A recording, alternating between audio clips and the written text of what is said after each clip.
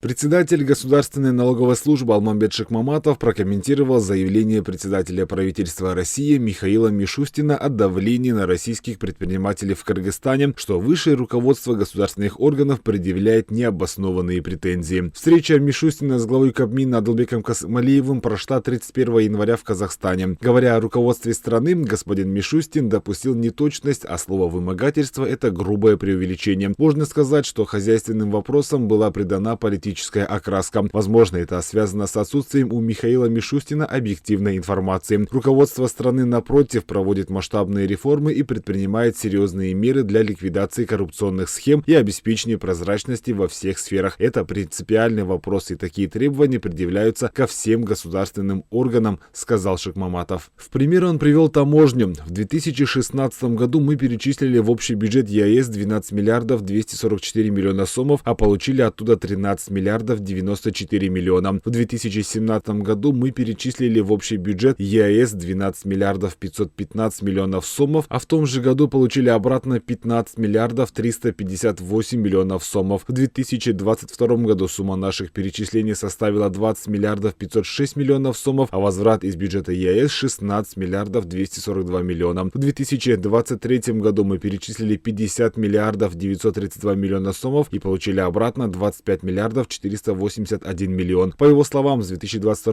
года сумма отчисления Кыргызстана в общий бюджет таможенных поступлений значительно выросли, тогда как доля Кыргызстана при перераспределении снизилась в 2 раза. Это результат борьбы с коррупционными схемами в таможенной сфере Кыргызстана. Такие же процессы происходят и в системе налогообложения. Благодаря улучшению фискальной политики сбор налогов растет из года в год. В 2020 году было собрано 62 миллиарда 958 миллионов сомов. В 2023 году уже 296 миллиардов, а в 2024 году этот показатель достиг 342 миллиардов сомов. У нас нет разделения на «эта компания такая-то, а это чья-то». Мы не разделяем налогоплательщиков на тех, кто из нашей страны и из крупной державы или из небольшого государства. Для всех одинаково действуют установленные законом налоговые нормы, и все их выполняют. Закон един для всех, а уплата налогов – это священная обязанность. Если кто-то намеренно пытается скрыть налоги, соответствующие органы действуют в рамках национального законодательства. В России эти принципы тоже незыблемы. Я уверен, что Михаил Владимирович, как отец одной из самых успешных налоговых реформ в России,